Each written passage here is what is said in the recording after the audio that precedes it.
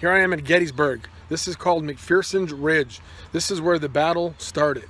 Right back here you can see the green dome. That's Lutheran Seminary. That's the famous seminary where John Buford was at.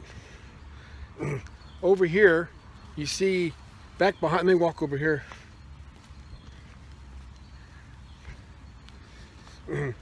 Back here is where, right back here is where the Confederates started coming up through these woods, and the first shots were fired from probably somewhere over here. There was a famous general, one of the reported to be the best general in the Union Army, commanded troops, and he came up through this area. This is west of town. He came up through this area. He was with the Iron Brigade, one of the most famous, toughest fighting brigades in the whole Union Army.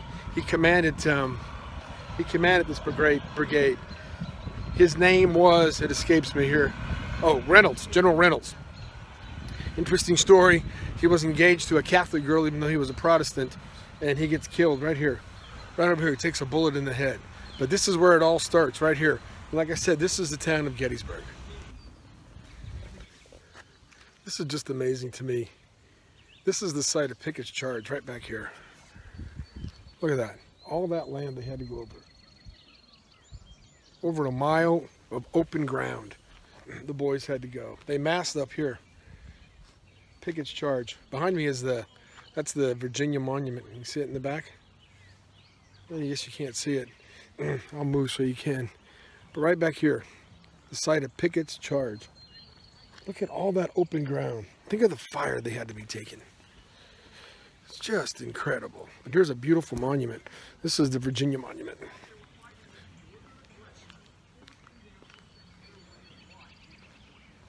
That's Lee on his horse. Okay, this is so cool.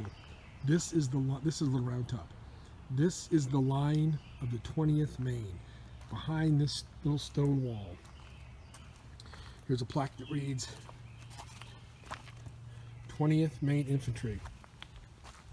All along here, they were behind the rocks, behind these trees, and right down here, the Alabamans were coming up, and they'd get as close as this tree right here, or that tree, and they were repulsed. And finally, this is just so cool. Look at this.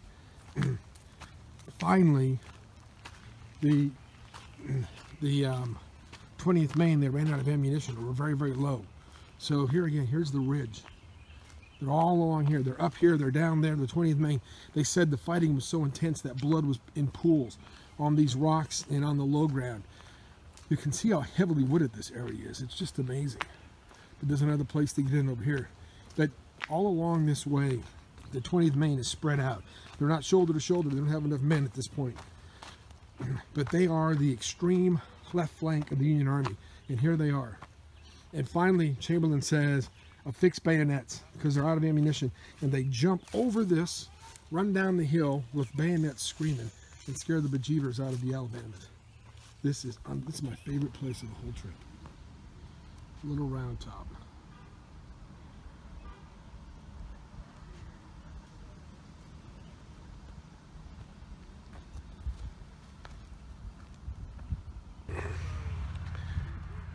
Here it is. All along this ridge right here, this stone wall. This is Cemetery Ridge. This is where all the Union troops were arrayed. And over those fences, out from those trees came Pickett, his division and others. And they came all the way across this road, all the way across this field, almost a mile, a little over a mile, across those fences, and right here is where it ended. Pickett's charge. Some of the most fierce fighting, hand-to-hand combat right here. Right here, between these groups and where these groups are. This is what's called the high water mark for the Confederacy.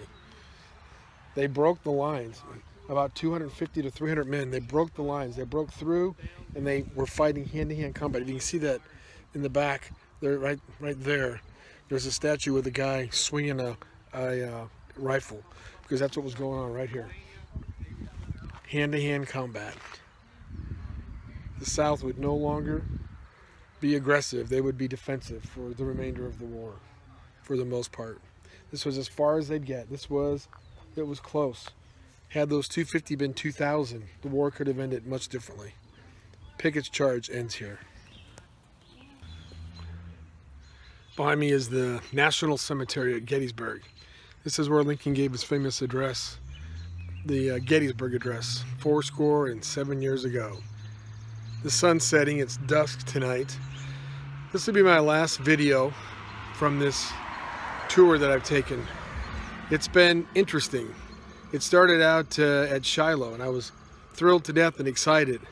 And as the days have worn on, it's been more sadness than anything else. Gettysburg's different. It's a little bit more commercialized than the other parks. When I went to Antietam yesterday, the culmination of going to Shiloh and Fredericksburg and Chancellorsville and Manassas, it just hit me. There was a sadness, a sense at Antietam that you could just feel it. It was much quieter, more somber. And to think that 620,000 plus men died and hundreds of thousands of more maimed, and those lives changed forever, that this was the greatest battle of all those, the biggest and arguably the most important. It's humbling. So it's been very interesting and very, very informative. Now I need to figure out what I don't know, because I don't know hardly anything after visiting all these battlefields. What I thought I knew was not nearly as much as what I don't know. But thanks for following me on this journey, and I think it's fitting that it ends here at dusk at Gettysburg. God bless you, and God bless the United States.